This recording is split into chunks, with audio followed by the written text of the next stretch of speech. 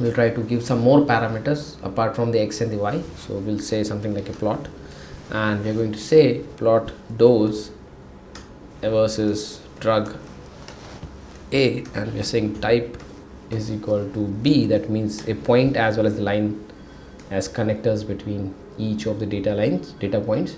LTY is what type of lines you want, dotted and all those things. So we are specifying 3. PCH is equal to 15, so we are trying to make it a bit more stronger, and CX is for the text. So you can see now. I'll just keep it in a bit big window size so as to avoid the errors. Right? The errors which we are seeing in the 12 warnings are because it's not fitting well, right? So if you give more space, you won't get the errors. Fine. So now let's move ahead. So LWD specifies the line width, as you can see on the screen. LTY specifies the line type. CX is the number indicating the amount by which the text and the symbols should be scaled related to the default one. Now, as you can see on the screen, now there are these numbers which are indicative of what type of symbols are used. So from 0 to 25, you can see it's a box, circle, triangle, plus, multiplication, all kite, lower triangle, all these asterisks, all these symbols which you can specifically use later on, right? And similarly for the line type, from 1 to 6, you have these different options available. So now some attributes related to color, right? So if you want to specify the color attribute, the default settings and all those things, so as you can see on the screen, there are these default plotting colors. So you can select and change them as per your requirements, right? So if you go by default, the 3 lines are plotted in red, second in blue, and the third is again in red, right? So now the column dot axis is the color for axis text, column dot lab is the color for the axis label, color dot main is the title color, color dot snub is for the subtitles, and FG is for the foreground color, and BG is for the background color. So there's no specific coding requirement over here. These are the attributes which you can change at runtime so that your graph looks more presentable, right?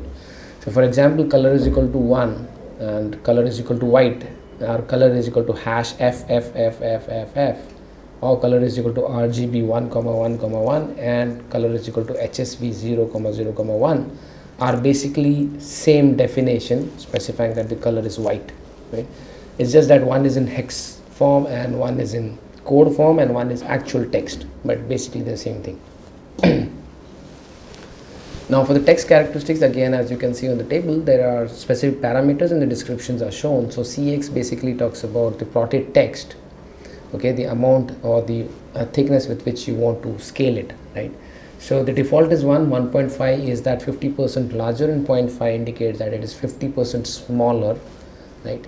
Now CX dot axis is the magnification of the axis text with respect to the CX. CX dot lab is again with respect to CX, but it is related to the axis label, and CX dot main is specific to the titles, right? So the main is actually an indicative of title, and CX dot sub is for subtitles. So all of them related to the CX. So once you have finalized on the CX, which by default is 1, if you change it to 1.5, accordingly the CX dot axis, CX dot lab, and CX dot main will show the relative changes. For example, all graphs created after the statement, so you can say par, right, and you say font dot lab is equal to 3, CX dot lab is equal to 1.5, font dot main is equal to 4, and CX dot main is equal to 2.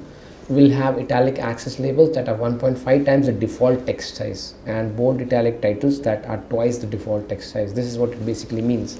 And so once you get used to working with graphs and configuring all these texts and all those things, it will become more handy. But when you talk about graph, it makes more sense in R to start using the advanced notions of graph, something like a ggplot2. These are the packages which are very handy in terms of graphic visualization. Similarly, for the text characteristics, you have font, so you can specify whether you want a plain font or a bold or an italic or a bold italic or some symbol by specifying 1 to 5 these numbers.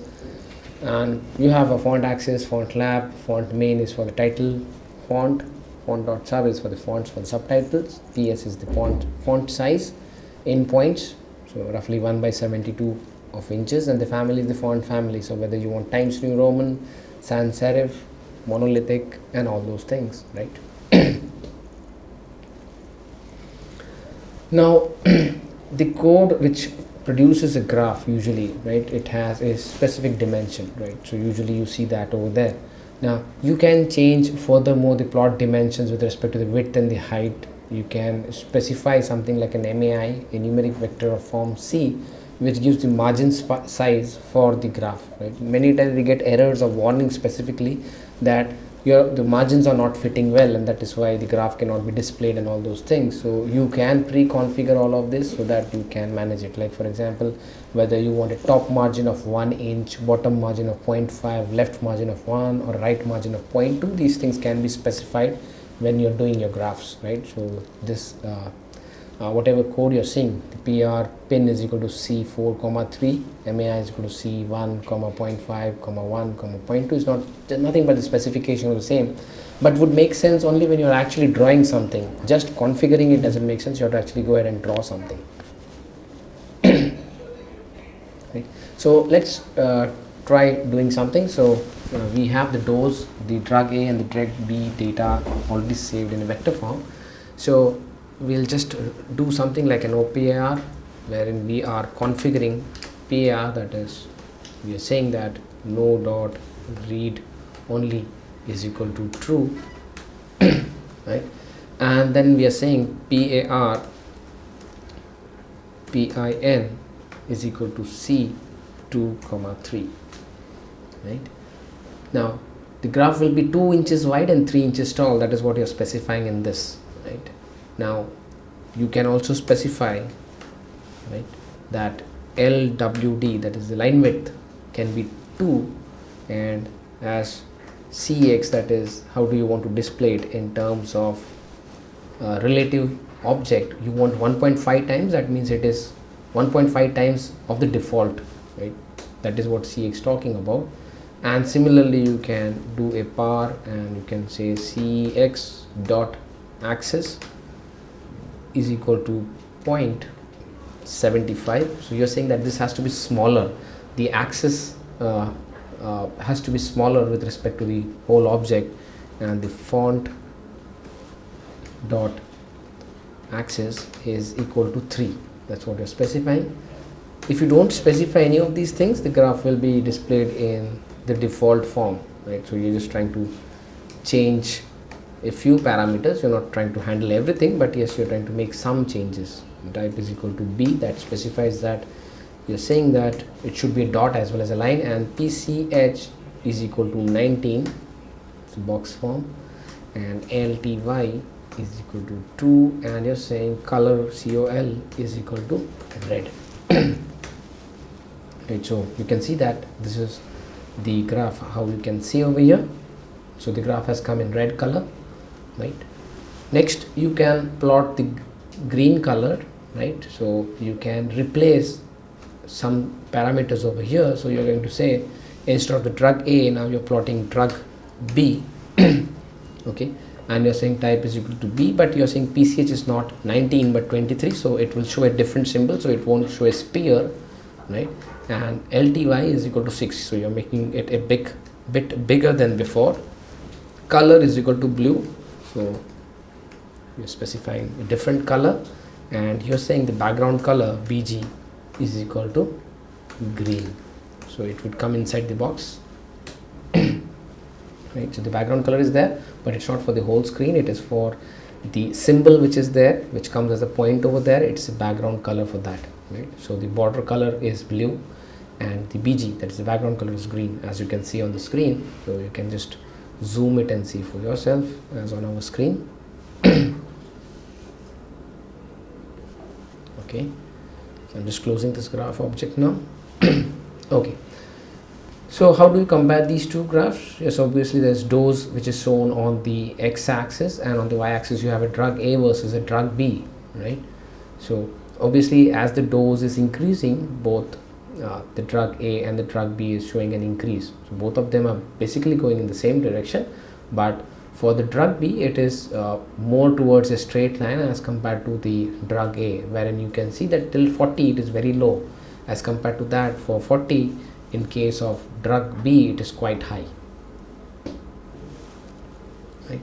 Now let's go ahead and do some more plotting. So you're saying plot of dose, and you're saying drug A and type is equal to B, that means both, and you're specifying that color is equal to red, and one more parameter you're adding is PCH is equal to 2, LWD, its line width is equal to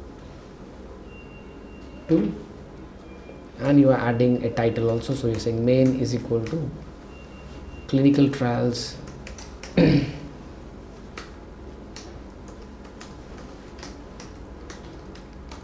for drug A, and you're also specifying the subtitle, which sub is equal to this is a hypothetical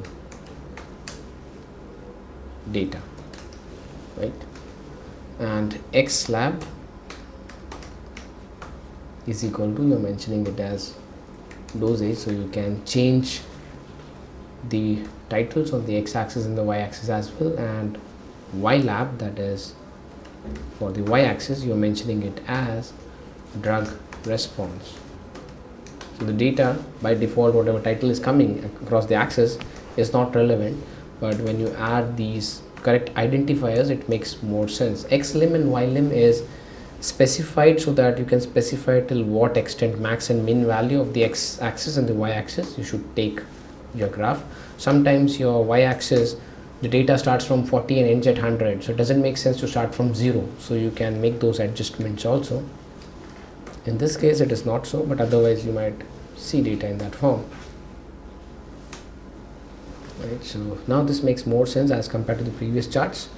So you can see the direct response as compared to the dosage. As the dosage is increasing, the drug response is increasing, right? That's what you can see from the chart. And obviously because you have restricted the graph to a specific size, so you had said 3 is the height and 2 is the width, and that is why you're seeing the graph in this form. Even when you are zooming on it, if you don't restrict it, so when you zoom it will increase in size if you had not restricted it.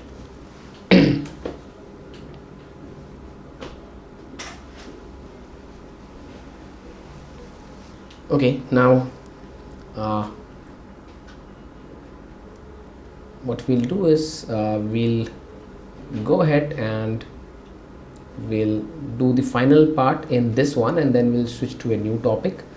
So we're just going to play around with the title function, right? So we can say title and main is equal to main title, and subtitle is equal to subtitle, X lab is equal to X axis label, right, and Y lab is equal to Y axis label. Right. Now it depends upon you how you want all of these things, but these are the options available.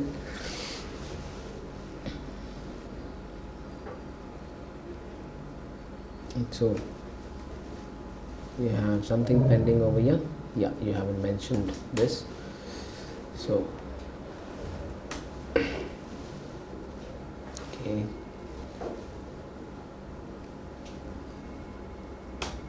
right, so we have just changed everything, so you can use this for editing. But again, as we were discussing, you are always going to overwrite, right? So if you are using these parameters to overwrite an existing thing wherein something is already there, it won't work in your favor. So you'll have to start from scratch. So you cannot decide that all of a sudden the frame wherein you are painting Mona Lisa, now you want to picture Hrithik Roshan, so you cannot change that. You'll have to start with this fresh slate.